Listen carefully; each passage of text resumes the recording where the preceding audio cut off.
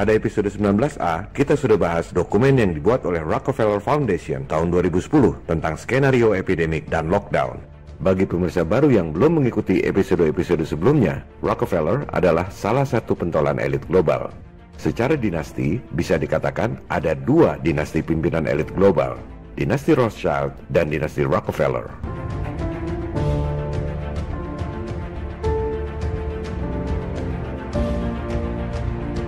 Rothschild lebih dulu ada, menguasai pemerintahan dan bank-bank sentral di Eropa.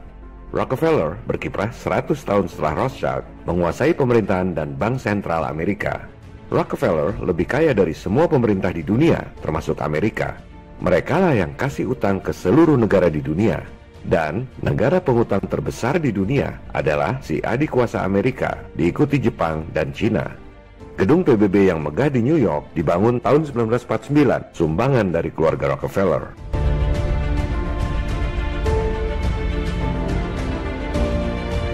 PBB, World Bank, IMF adalah kaki tangan elit global. Mereka berkedok sebagai lembaga-lembaga yang bekerja untuk kemaslahatan umat di dunia. Padahal sebenarnya bertujuan untuk mengontrol semua negara di dunia. Modus penjajahan gaya baru ini sudah lama diketahui oleh bapak bangsa kita, Soekarno. Presiden Soekarno menyebutnya sebagai nekolim, neokolonialisme dan imperialisme.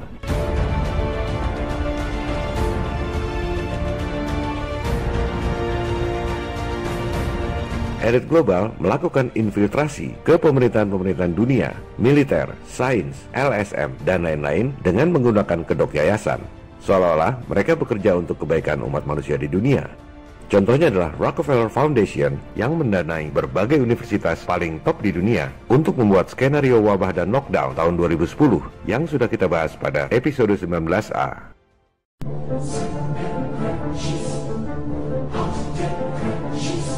Sekarang kita dengar apa kata Rockefeller tentang tudingan bahwa keluarganya adalah elit global yang berkonspirasi merugikan umat manusia lain untuk menciptakan pemerintahan diktator dan otoriter, New World Order.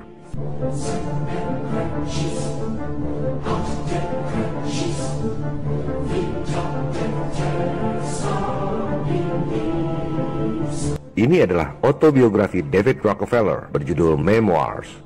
Silakan Anda buka halaman 405. David Rockefeller menulis, selama lebih dari 1 abad, para ekstremis ideologis dari seluruh spektrum politik telah memaksakan berbagai insiden terkenal untuk menyerang keluarga Rockefeller dengan tuduhan bahwa kami memiliki peran yang sangat kuat untuk mempengaruhi institusi-institusi politik dan ekonomi Amerika.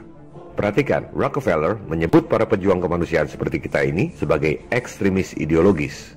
Selanjutnya, ia menulis, sebagian bahkan percaya bahwa kami adalah bagian dari sekte rahasia yang bekerja bertentangan dengan kepentingan nasional Amerika Serikat, mengelompokkan keluarga kami sebagai internasionalis, dan berkonspirasi dengan pihak-pihak lain di seluruh dunia untuk membentuk struktur politik dan ekonomi global yang lebih terintegrasi. One world, istilah Anda. Perhatikan pemilihan kata yang sangat cerdas dari seorang Rockefeller. Dalam satu alinea, ia merangkum 5 hal yang sangat-sangat penting. Pertama, sekte rahasia, maksudnya Illuminati.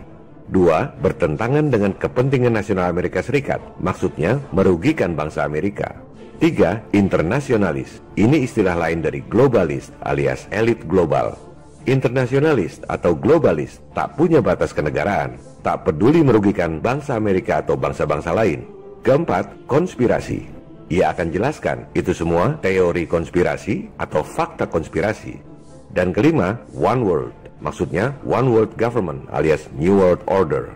5 tuduhan yang sangat fatal dirangkum dengan sangat cerdas dalam satu alinea pendek. Lantas, apa jawaban dia? David Rockefeller menjawab, if that's the charge, I stand guilty, and I'm proud of it. Kalau itu tuduhannya, saya ngaku salah, dan saya bangga dengan itu. Atau dalam bahasa gaul, gua emang iblis, terus lu mau apa?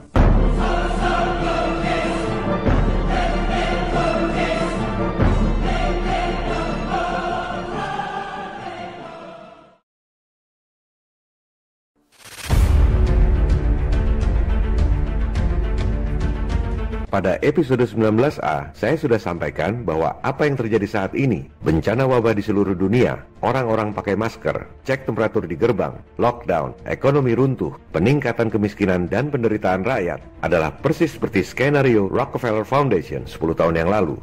Di episode 19B ini, saya juga sampaikan bahwa Rockefeller sendiri mengaku bahwa ia adalah sekte rahasia yang bertentangan dengan kepentingan rakyat, berkonspirasi di seluruh dunia untuk menciptakan New World Order. Jadi, yang jahat sebenarnya bukan negara atau pemerintah Amerika, melainkan para elit swasta yang kebetulan banyak tinggal di sana. Rakyat Amerika sendiri sudah dirampok habis-habisan oleh para elit di sana. Cina duluan lockdown dan sembuh adalah bagian dari skenario 10 tahun yang lalu. Tujuannya agar jadi contoh supaya negara-negara lain ikut lockdown. Sementara Amerika memang disetting untuk lambat lockdown, di mana nantinya akan disalahkan sebagai penyebab makin berjangkitnya virus. Itu semua adalah bagian dari skenario 10 tahun yang lalu.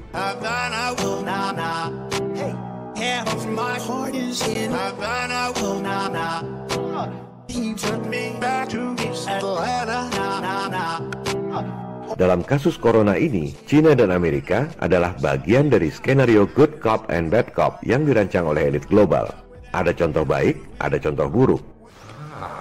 The good cop, bad cop routine.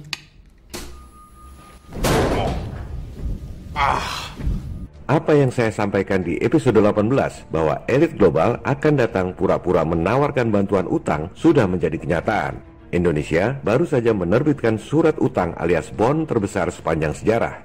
Total 4,3 miliar dolar atau sekitar 70 triliun rupiah yang harus ditanggung oleh Anda dan anak cucu Anda sampai 50 tahun ke depan akibat krisis corona.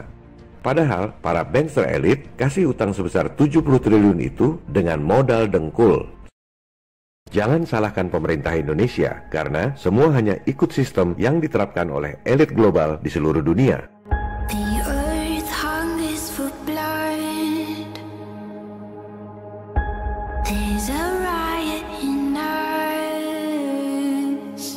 Semua suku, agama, berbagai macam aliran politik, dan bangsa-bangsa di dunia harus bersatu melawan penjajahan gaya baru, Nekolim, New World Order.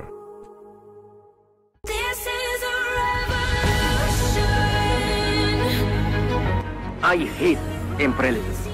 I detest colonialism.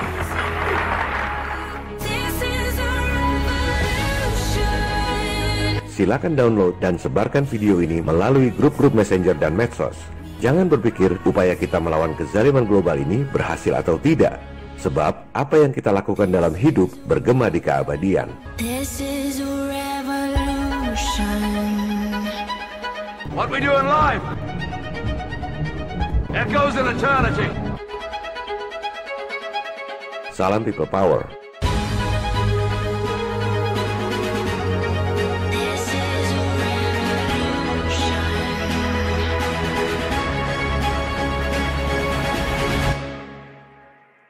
This is a revolution.